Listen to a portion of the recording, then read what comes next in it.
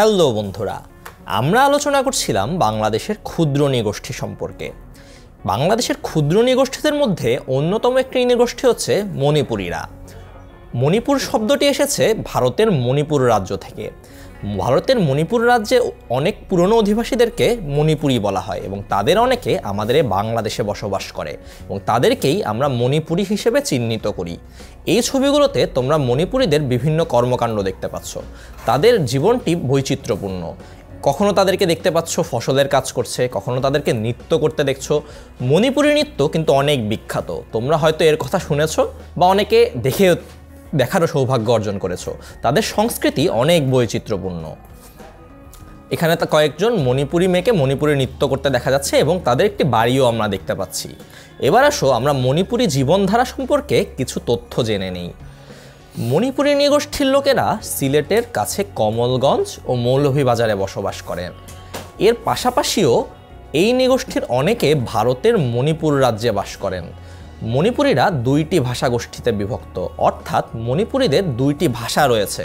সেই ভাষার উপরে তাদেরকে দুইটি ভাষা গোষ্ঠীতে বিভক্ত করা হয়েছে, বিষ্ণুপ্রিয়া মণিপুরী ও মৈতৈ মণিপুরী।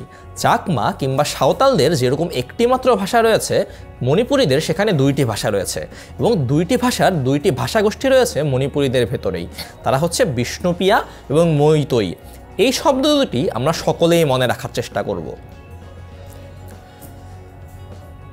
এই ছবিতে আমরা মণিপুরীদের বাড়ি দেখতে পাচ্ছি, তাদের জীবিকা নির্বাহের উপায় দেখতে পাচ্ছি, তাদের নাচতেও দেখতে পাচ্ছি, তাদের ফসলের কাজ করতে দেখতে পাচ্ছি। আমি পূর্বেই বলেছি মণিপুরীদের সংস্কৃতি অত্যন্ত বৈচিত্র্যপূর্ণ। এবার আসো আমরা তাদের জীবনধারা সম্পর্কে বিভিন্ন বিষয় সম্পর্কে জেনে নিই। মণিপুরীদের জীবনধারা। মণিপুরীদের বাড়িঘর বাঁশ, ইট বা টিনের তৈরি। তারা ভাত, মাছ ও নানা ধরনের সবজি খান।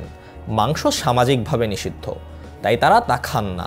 তাদের একটি প্রিয় খাবারের নাম সিনজেদা, যা নানা ধরনের শাকসবজি দিয়ে তৈরি।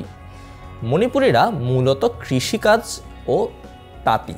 তারা কৃষিজীবী এবং তাঁতি। তারা কৃষিকাজ করে থাকেন, এর পাশাপাশি তারা তাঁতে পোশাক তৈরি করে থাকেন। এবং এর পাশাপাশি আমরা এখান থেকে যা জানলাম তা হচ্ছে তাদের বাড়িঘর বাঁশ, ইট বা টিনের তৈরি।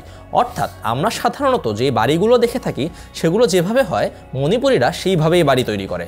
তাদের বাড়ি ইটেরও হতে পারে, টিনেরও হতে পারে এবং বাঁশেরও হতে পারে। এছাড়াও তারা ভাত, মাছ ও নানা ধরনের সবজি খান। আমাদের অনেক ধর্মে অনেক ধরনের নিষিদ্ধতা রয়েছে, ঠিক সেরকম মণিপুরী সমাজে মাংস সামাজিকভাবে নিষিদ্ধ, তাই মণিপুরীরা কোনো রকমের মাংস খান না।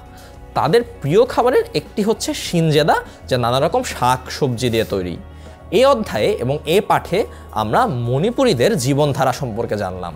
পরবর্তী পাঠে আমরা তাদের পোশাক এবং তাদের উৎসব সম্পর্কে জানব।